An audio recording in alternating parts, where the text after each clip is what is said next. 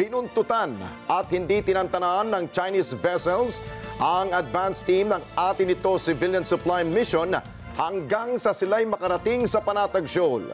Tinangka umuno silang harangin ng mga nasabing barko ng China pero naunsami, Alex, dahil sa pagbabantay na rin at pag-escort sa kanila ng mga barko ng Philippine Coast Guard. Pero Ali, babala naman ng China. Gagawa sila ng paraan para may depensa at patunayang kanila ang Panatag Shoal. Kunin natin ang live report ni Madeline Villar Moratillo. Mads, ano nagsabi nun? Yes, Alex at Ali, ang nagsabi noon ay ang tagapagsalita ng Foreign Ministry ng China. Ito nga magandang balita dahil nakarating hanggang sa bahagi ng Panatag Shoal sa West Philippine Sea ang advance team ng atin ito coalition civilian mission. Dahil dyan yung mas malaki nilang contingent, hindi na tumuloy hanggang sa Bajo de Masinloc. Hindi naging madali ang ginawang paglalakbay ng mga kasama sa atin ito civilian mission bago makarating sa Panatag Shoal o Bajo de Masinloc sa West Philippine Sea. Kwento ni Eman Hizon, co-convener ng atin ito, sa buong panahon ng paglalakbay ng kanilang contingent, hindi sila tinantanan ng mga barko ng China. Kahapon nagsimula ang shadowing ng dalawang Chinese Coast Guard vessels si 4108 at si 4109. Ang assessment nga po namin na hindi na nga ho yung shadowing kasi sobrang lapit ng kanilang distansya sa 100 meters lang po ang layo nung isang vessel sa aming main convoy. So talagang abot tanaw, sobrang lapit. Mabuti na lang anya at naroon ang BRP Bagakay ng Philippine Coast Guard na tumulong sa kanila. Tried to conduct some blocking attempts. Pero fortunately, nandoon po yung ating Philippine Coast Guard BRP Bagakay to protect the space of the convoy. So nagawa naman po yun. Meron na rin pong hanggang gabi po, hanggang buong gabi po, binuntotan na po sila ng isang Chinese Coast Guard vessel. Ang ilan sa shadowing na ginawa ng barko ng China, makikita sa video na ito mula sa BRP Bagakay ng Philippine Coast Guard. Sa video naman mula sa atin ito, makikita ang mga mangingisdang Pinoy na sumisigaw ng West Philippine Sea atin ito sa dalawang China Coast Guard vessel na namataan malapit sa civilian supply mission. Sa kabila ng mga ginawang ito ng China, matagumpay na nakarating sa bisinidad ng Panatag Shoal ang advance team ng atin ito civilian mission kaninang umaga. Ang nasabing team ay umalis doong May 14 bago ang paglalayag ng mas malaking contingent kahapon. Pagdating, agad silang namahagi ng supply ng diesel at pagkain sa mga mangingisda roon sa kabila ng banta ng panganib. May konting tension. Dahil habang ginagawa nila yon, sila ay sinado at nilapitan ng isang Chinese naval vessel with body number 175. So after nila magkaroon ng matapos ang kanilang supply run, ay medyo lumayo sila. Siguro nagtaka siguro yung blocking force ng China kasi nalagpasan sila.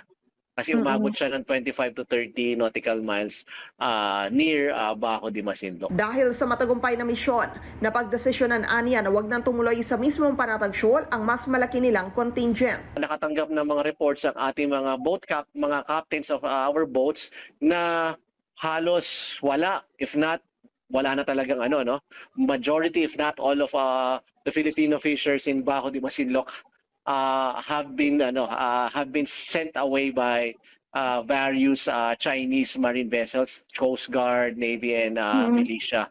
At marami nga doon na obserbahan nila ay nandun na mismo sa current location kung nasaan sila. Kaya may nabuti nilang gawin ang kanilang last round of pamimigay ng supplies doon na mismo kung nasaan sila, which is 50 nautical miles from Bajo de Masinloc. Sa isang pahayag mula sa Chinese Embassy, sinabi naman ni Foreign Ministry spokesperson Wang Wenbin na ang Wangyan daw o Panatag Shoal ay bahagi ng teritoryo ng China. Noong 2016 ay nagkaroon umano sila ng goodwill arrangement para makapangisda ang mangingisdang Pinoy na may maliit na bangka, pero kung aabusuhin ito, gagawa ang China ng paraan para idepensa ang kanilang jurisdiksyon. Mamayang hating gabi, inaasahan na darating sa Subic Wharf yung atin ito coalition o civilian mission team para sa pagtatapos ng kanilang ginawang mission nga patungo sa West Philippine Sea. Balik sa inyo dyan, Alex. Okay, habang pinapakinggan ko ang report mo, Mads, no, napansin ko, mukhang magkaibang senaryo. Parang tila walang bombahan ng tubig. Ang ginagawa na naman ng China ay parang umaligid lamang sila.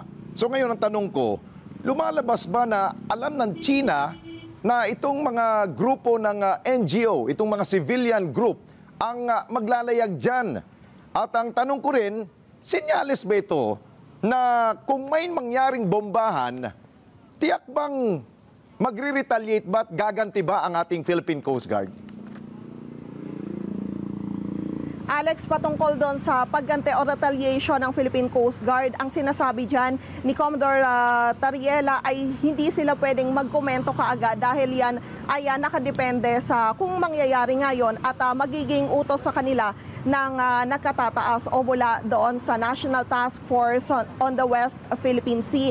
Patungkol naman doon sa naging paglalayag nila, maganda yung naging senaryo pero sa kwento ni Eman Hizon ng atin ito, mukha namang alam ng mga miyembro, yung mga sakay ng China Coast Guard na mga civilian, yun laman ng bangka. Meron nga siyang kinikwento na yung advance team nila, palibhasa daw, ay mas maliit na bangka yung ginamit. Yung nakarating yon sa Maya Panatag Shoal, tinangka daw sana siyang harangin. Pero dahil nga naval ang kwento niya, naval ship daw yung nagtangkang humarang doon sa kanilang mga maliliit na bangka. Pero dahil sa laki, hindi niya kinayang habulin yung mas maliit na bangka na hanggang sa mababaw na parte ng tubig, kayang makarating. Kaya nga, Mads, kaya ang analisa ko dyan, itong China, takot sa sibilyan. Tama ba ako? Tama ka dyan, Alex, dahil kapag kami nangyari, lalo na at yung sinasakyan nila ay mga gawa lamang sa kahoy, ano't ano man yung mangyari, nakamasid dyan yung international community. Nako, subukan lang nila. Maraming salamat sa iyo, Madeline Villar Moratillo. Maraming salamat sa inyo pong pagsubaybay sa Mata ng Agila Primetime. Para malaman ang matatag, matapang at matapat na mga balita, i-follow lamang at mag-subscribe sa AtNet25 TV.